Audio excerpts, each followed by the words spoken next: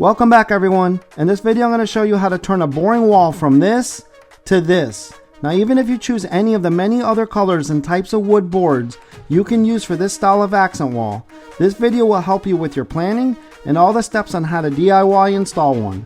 So if you want to learn how to energize and change the feel of any room with an accent wall, let's go.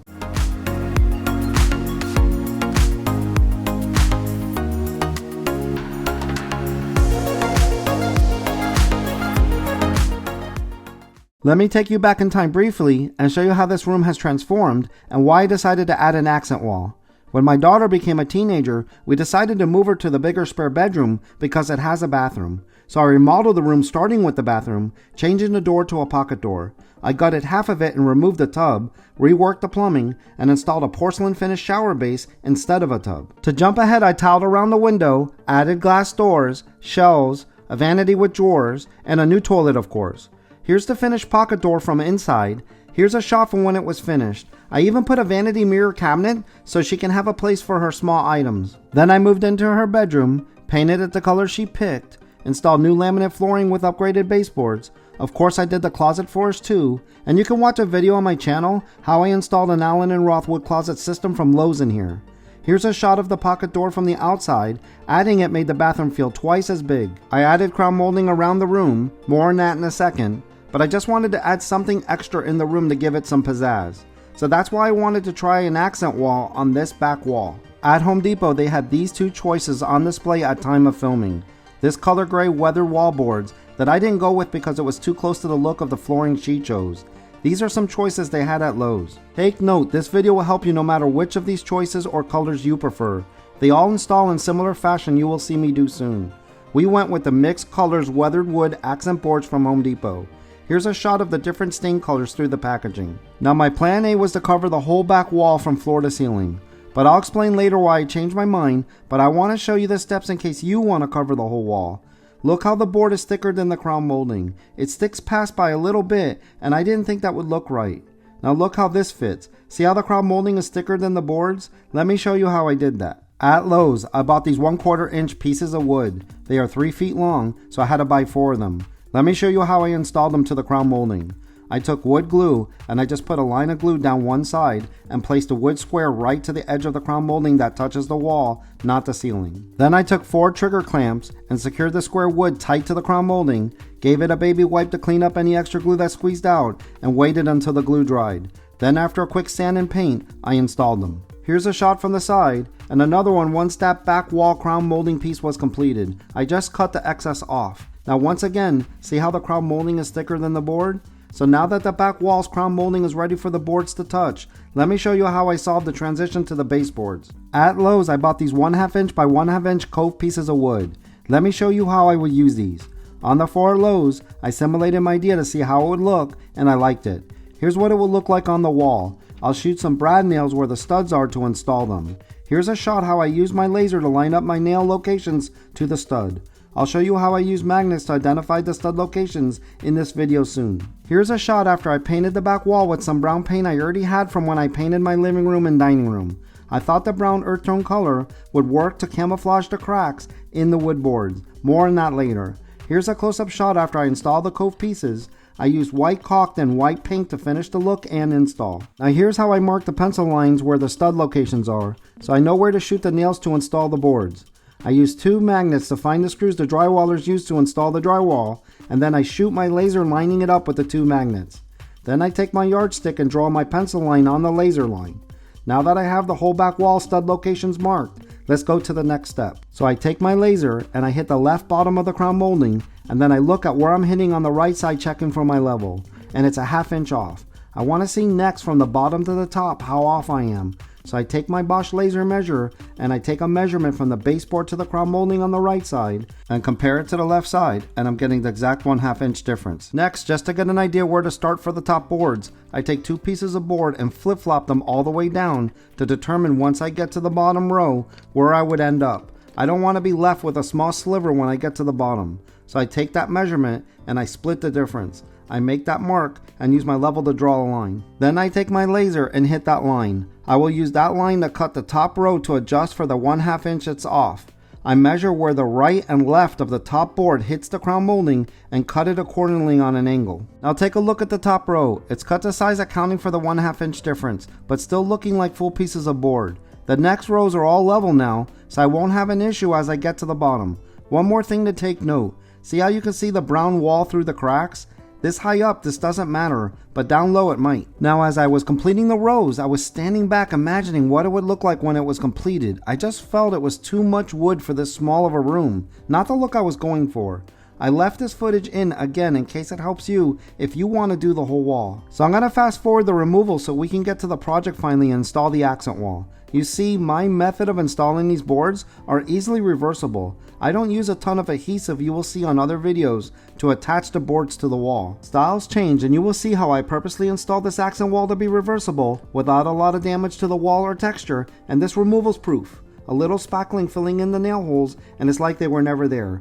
You will see me do something in addition below to make it easy for a change if desired in the future. Okay, before I install the accent wall, I need to paint this wall back to green. I use painter's tape to get it ready for painting. Not only will you see me paint the upper half of the wall green, I go ahead and learn from what I installed the upper boards, and I need to paint a darker color on the lower half because these weathered board edges are not perfectly straight and you will see the wall through the cracks. So now that the painting is finished, I go ahead and remove the painter's tape. Next, I double check where I'm going to end up and make sure I painted the black color to the right height. And then I paint this wood casing I'm going to use to cap off the top of the accent wall. And these square molding pieces of wood I'm going to use on the sides. I will be framing the accent boards with all these pieces. Here's a quick shot after I applied a few coats of paint. I'll show you soon how to install and how and why I decided to use these pieces to frame the accent wall. Here's a more detailed demonstration on how I find studs in the wall. This powerful earth magnet magnetizes to the drywall screws. Let me show you how the magnet stud finder works on the wall. Usually there's studs in the corner, so I just slide it until it sticks to a drywall screw. Now you can just butt the board to the wall and nail it, but as you saw earlier, I painted these square molding pieces of wood to frame it in and give the accent wall a more finished look. Let me show you how this will look. What do you think?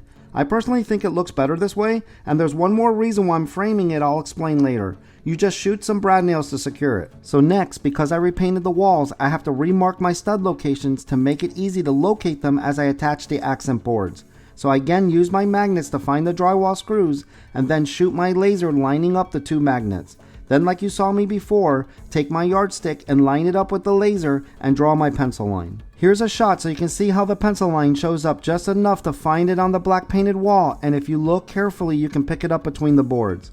So originally I mistakenly had an idea to rip the boards on my table saw to consistent even sizes, but look what happens when you stack them. The saw removes the finish, and without the stain to color the edges back in, you see the bare edges, and that's not going to work. So I sort the boards by color and take measurements of the width. You would think within the same colors the widths would be the same, but nope. At first this was baffling me. I still haven't caught on this is supposed to be a rustic look.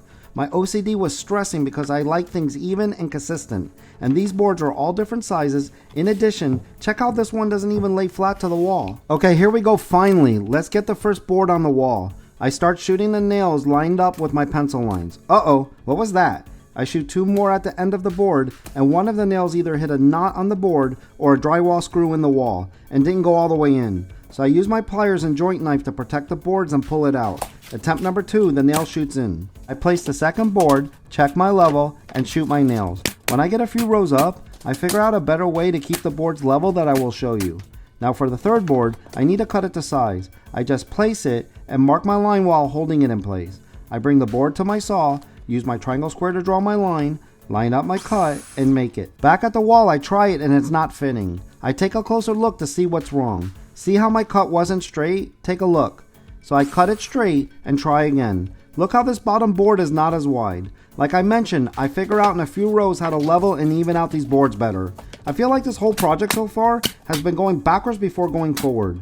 I attached the third board and we fought through and got the first row done. Okay, now for the second row. We're heading toward a receptacle and a phone jack. So I'll show you how to work the wood around that. Now I should have lifted this bottom board up, but I don't have my leveling technique down yet, but from a distance you don't notice it. So watch me do this next board. I tried the screw for the phone jack mounting bracket and it's barely hitting the board, but for the receptacle it's looking lined up and good. So all I have to do is mark the board and bring it to my miter saw and just cut a notch in it. I test it and it looks good. I need to pull the receptacle out of its electrical box, so I turn the breaker off, which turns off the lights for the room. After verifying there's no power, I use my drill to unscrew the 2 screws. I noticed the side terminals are not screwed in, so I screw them in even though they're not in use. They should always be left screwed in. Then I wrap the receptacle with electrical tape and leave it overlapping the board. Now I can turn the power back on so the lights turn back on. I leave my receptacle tester plugged in so I can be reminded it's hot. I check for level and go ahead and nail it in. After hitting all the studs with nails, notice how I crisscross nail the end of the board. As you watch me size up, mark, cut, and install the next board, you're going to see a good shot of my technique of crisscross nailing the end of the board. Watch how I do that. Since there's no stud where the end of the board ends up, you create a V with the nails by crisscrossing them to use the drywall to hold the end of the board tight to the wall. On the opposite end, it lines up with the stud, so I nail it normally. I size up and mark the next board to make sure I'm making a random pattern, and the next board is going to surpass the phone jack and receptacle. After making my cut, I nail it to the wall. Now watch how I do this next board past the phone jack bracket and electrical box. I just place the board and mark where the outer edges of the boxes are. Then I make my cuts right on those marks. I don't even mark lines on the board, because it doesn't need to be perfectly precise. Now check out what happens on this cut. There's a knot in the wood board and a little piece breaks off. Luckily I saw where it went and found it. I dry fit my boards and it looks good. Check it out again if you missed it. So to fix it and salvage this board, I just re-glue it back on and baby wipe the extra glue that oozed out. So back in the room I level the board and nail it to the wall. Take note, leveling the boards individually is not the best way. I just haven't figured that out yet. Now for this board, I'm realizing I need to level it to the adjacent boards, not just individually. So I use a longer level and nail it in. I'm starting to realize I need to make sure the whole row is level, not just individual boards. So I repeat that method, and I use my longer level to attach this last small piece. Notice what I'm doing for this next board. I'm using my joint knife to lift the board level before I nail it. I repeat that for the other side. Its thin blade makes it easy to stick between the boards, but not too thick to make an excessive space between the boards. I'm going to fast forward this next board and the whole next row. I want to get to showing you how I screw in the receptacle and the telephone jack wall plate. After that, I'll show you how to properly level a whole row, not just individual boards. I level and install this last board, and let's install the receptacle next. So what we need to do is add longer mounting screws to make up for the extra thickness of the boards. In the fasteners aisle at Home Depot, they sell electrical box screws. I reinstall the retaining washer and screw in the longer screw. You can see here how the boards make it necessary for longer mounting screws. You also have to make sure that the mounting strap overlaps the boards. I got lucky with my board alignment to the electrical box, but if you have a board that overlaps it, you need to cut it with a jigsaw. You just have to make sure the mounting strap overlaps the boards, same as if you were installing drywall. You can see here once the mounting strap hits the boards, I stop tightening the screw and add the wall plate, installing the single screw. Now for the telephone jack wall plate, again, I just picked up longer screws and get it installed. Since this is an outside wall and the block wasn't cut away to accept the deeper electrical box, I double check the screws are not going to hit the back wall. Otherwise I have to cut them shorter. I see that I'm good and I secure the plate. If you guys are liking this video, please hit the thumbs up and subscribe now to see more home DIY videos like this one. Here's a shot so you can see where we've gotten to so far. Okay, now here's what I've been talking about checking for level not board by board, but for a whole row. I'm touching the top of the most right board, but look where it's ending up on the left side. It's like 1/4 of an inch off. So now, to properly level a whole row, not just individual boards, I sorted all the boards by their width. Another challenge is look how crooked these boards are sometimes. I started placing the next boards and standing back for a look to check the pattern, but also more importantly for level. I need to correct that 1/4 inch difference before it's too late. So from here on out, I'm going to shoot my laser line from the sidewall to sidewall to level my boards as a row. After securing this small left piece and the next on the right, check out how I solved the most right board on this row being too wide. See how it's too wide? Even though I don't have the original stain for these boards, I discovered that I can rip the darker boards to the width I need on my table saw, and then I just color the top and the side edges in with a black Sharpie. Because I face the cut edge down and it's just the edge, you can't tell the color doesn't match once the board is installed, and then I install it. Here's a close-up shot so you can see how I'm keeping the boards as close as possible to the level laser line. Definitely not off by 1/4 of an inch anymore. And here's a shot from farther back so you can see how I place the boards and set the laser line hitting the top of the wider boards and just above the narrower boards. Then I use my joint knife to make my adjustments to hit that level laser line. After securing that right small piece, I almost dropped the next. Now that we've gotten through these first rows, past the phone jack and receptacle, got our whole row leveling technique established, I'm going to start fast forwarding the boring parts even more. I still want to show them to you so you can get a feel for the whole project, but then I'll slow it down for the steps that I think will help you, like right here. Look how this board is slightly higher than the laser line. These lighter color boards I also can get away with ripping them to size, but check out how the bottom of this next board has a curve to it, making up for the slightly higher board. Hey, whatever works, save me a trip to the driveway to rip it. Okay, let's fast forward again past these next 3 boards. I'm about to show you what the definition of rustic design looks like at its best. Check out this gap between these boards. This is why you have to paint the wall black. I install the next 2 boards, and then I place the next 2 boards to see how the pattern looks, holding it with another board so I can stand back. Fast forwarding past these next 2 boards, check out how with this next board having a light color stain, I can rip it to size. I mark the left and right side of the board right under where it's hitting the laser and go rip it to size. I go ahead and secure it and the one on the other side. We're making our way up so I can show you how I frame this all in. I go ahead and nail in the next row, and I'm really moving through this easier than when I first started. Let's fly through this next row. After I place the next 3 boards to see how my pattern looks, I stand back and set my laser. I see that I need to rip this left board, so I do that real quick with my table saw, making quick work of it, and nail it in. I nail in the next 2 boards, and you're going to see me soon work on the wood casing I mentioned earlier. I'm going to use to cap off the top of the accent wall.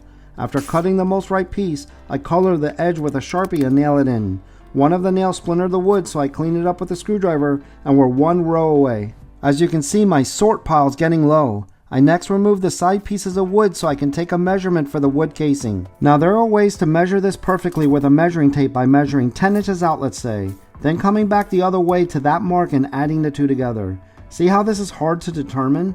But I just use my laser measure instead. I hit right on the opposite wall where the casing will be, and with a hit of a button it saves the measurement that you can now see on its display. I start by cutting the end off because there's paint dripped over it. Then I take my measurement and cut the casing to size. I mistakenly didn't start the saw blade until it was already hitting the wood, which splintered it slightly, but no biggie. Then back inside I try the fit. That looks good, so I put the side pieces back in, starting with the left one so I can finish the last row. I also place the next 2 boards using painter's tape because I'm too high up to lean one of the other boards to hold it in place while I check my pattern and laser level line. Once I finish this final row of accent boards, I'll have the final height and I can cut the side pieces to their eventual size. Okay, last piece. I mark it in place, darken my line, cut it on my saw, and it fits perfectly. I hold it there with some painter's tape. Now the last row is set. I remove the side pieces because I want to try the wood casing in its actual spot to make sure everything looks good. I like how it looks, and it's time to cut the side pieces to size. Because the accent boards are not equal sizes, and I wouldn't try it even if they were, you just can't cut the side pieces to size until the last row is determined and finished. So I slip the left one in, mark it, cut it on my saw, put it in place for the final time. I repeat that for the right one, and besides nailing it in, the side pieces are done. Now I'm rolling. I just need to nail everything all in. Nothing can go wrong. What was that? I must have hit another drywall screw again. Got one on the first row, now on the last row. So I go ahead and remove the board, and then again I use my joint knife to protect the adjacent board and pull out the nail. I use my Sharpie to color in where the board splintered. This doesn't need to be perfect on this type of weatherboard accent wall. Once you step back, you'll never notice it. So I flip it around so the 2 splinter spots don't match up, making it more noticeable, and nail it in. And then finally, I nail in the last board. We're getting so close to the end for the reveal. I put the wood casing in place and shoot a nail to hold it. Now it can't fall off the wall. I move over to the left side and shoot a nail. After a quick look, I shoot a nail on the right side. Now that the whole casing's tight to the wall, I can add the rest of the nails. I'm lining up where I'm shooting in the nails by looking below where I shot them into the boards. That's why I don't need to use my laser or pencil lines to see where the studs are. Moving to the side pieces, I shoot 3 nails in the right one. But watch what happens when I shoot my first nail for the left one. Poop, the wood splinters. As you've seen throughout this whole project, you're gonna have hiccups that you'll have to work through. This plastic wood filler I got at Home Depot comes in 7 different colors. I'm using white, of course. I use it to fill in the nail holes, but it will easily fix the split. I should have used some painter's tape on the board, but my baby wipe cleans off the mess I'm making. Okay guys, let's speed this up. You guys get the idea. I fill in the nail holes and baby wipe the excess off. Then I put painter's tape just off the wood casing and side pieces. I'm gonna use white caulking to give it a finished look. So after getting everything taped up, I'm ready to apply the caulking. So here's the final steps. I just give it a beat of caulking all the way around. I use my finger to spread it evenly, and then baby wipe the excess off. If you watched any of my other YouTube videos, you see me use baby wipes for many uses. Wetting my finger for applying caulk is one of them, but even better, cleaning the caulking off my fingers and hands, it works perfectly. So I finish up with the caulking, then I pull the tape. Then I give it one more wipe with the baby wipes to smooth out the caulking, because the tape leaves a line in it. I don't want to leave a thick bead of caulk, just filling in the little space between the wood and the wall. So that's it guys, what do you think? I wanted to position the furniture this way so you can see the accent wall on the left and right of the bed. But my daughter wanted more floor space on the side of the room that has the bathroom and closet, so she wanted it this way. Here's a quick shot how the closet came out, and like I mentioned, I have a video on my channel how I installed this closet. I'll link at the end of this video and in the description. And here's a shot of how the bathroom remodel came out. I did not film how I remodeled this bathroom, but as you saw, I shared some pictures at the beginning of this video. And here's a shot how the accent wall looked after some decorations and pictures. So that's it guys, an accent wall is a great way to energize your space. Nice, right? It definitely adds a nice warm feel to the room versus having just all painted walls. Because I framed it in with the casing and the side pieces of wood, that will make it a lot easier if I ever want to change it to a different style accent wall in the future. Hint, hint, I just have to change everything in the middle. Thanks for watching everyone. Please remember to hit the thumbs up if you like this video and be sure to subscribe. Also hit that bell icon. Click on any of the links on the screen to check out my other home DIY videos. One is I show you how I transformed the closet in this room with wood shelving from Lowe's. The other one's how I added recessed lighting in this room. Bye everyone.